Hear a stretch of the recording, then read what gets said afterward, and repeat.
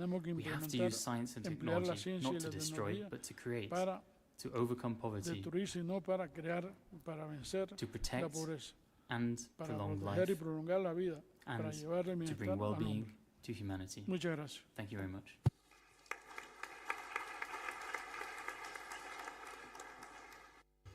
Thank you very much, Your Excellency, for your statement.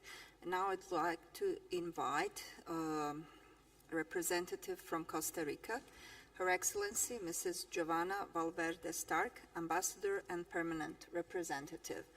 Speakers to follow will be Palestine and then Yemen. Excellency, you have the floor.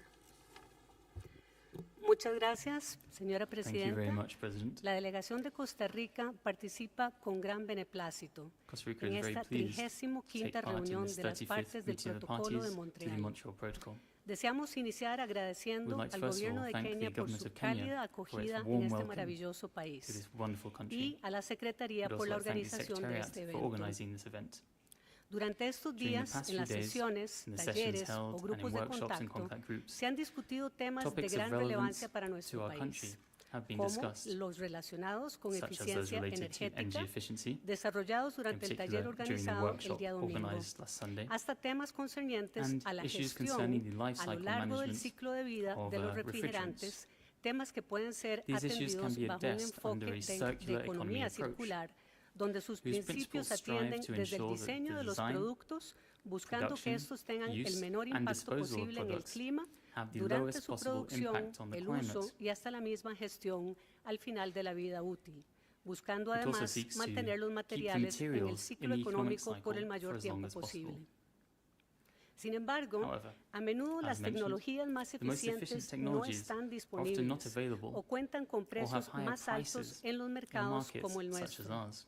A pesar de los esfuerzos Despite que the hemos efforts realizado made por incorporar to take up air equipos de conditioning climatización equipment con with refrigerantes natural naturales, refrigerants, nuestro mercado our no ha sido market has not atractivo been para los attractive grandes to the large productores de producers and estos manufacturers of equipos, this por lo equipment. que hasta el momento los esfuerzos So, no han thus visto far, sus Our frutos. efforts have not borne fruit. Para la incorporación For the masiva widespread de nuevas take-up of new tecnologías, technologies, debe romperse la we need to break resistencia down de the los diferentes resistance of the various participantes en el actors in the mercado market por medio de inversiones en capacitación y concientización, through training and incorporando a los awareness raising. importadores, los We usuarios need to y los bring in técnicos importers, responsables users, de and dar el maintenance technicians mantenimiento, in this work. dado que todos estos Given that all these actores actors deben need sentir to feel confianza secure y enough to buy, credibilidad use, para comprar, and usar maintain y atender este this tipo de type of technology. tecnologías. El financiamiento The financing recibido en el received marco de este within the convenio framework of the internacional protocol por medio del Fondo Multilateral del through the Protocolo de Multilateral Fund Montreal ha sido uno has de los been one of the factores de factors éxito, of success, permitiendo a los allowing países en developing countries desarrollo to address atender los the retos challenges y and barreras barriers que deben that must be superarse overcome para to lograr los achieve the objetivos objectives establecidos established en este under the acuerdo Montreal multilateral, Protocol.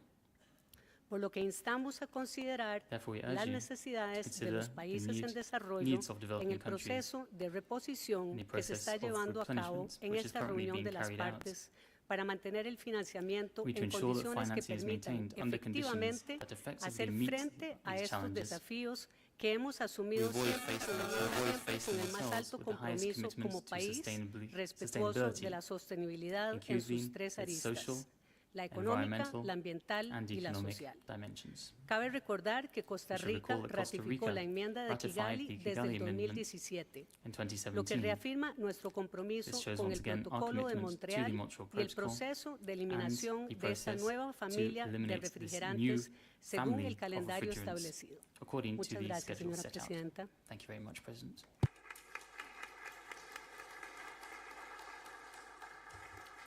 Thank you very much, Your Excellency, for giving the statement. Before giving the floor to the next representative of the high-level statement, I would like to announce that we will have this agenda number 5 up to 5:30, and then we will switch to preparatory segment up to 6 o'clock. So this is one announcement.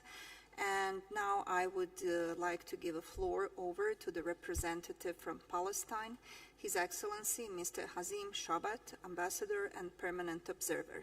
Next speakers to be Yemen and Cambodia. Excellency, you have the floor. شكرا سيد الرئيس.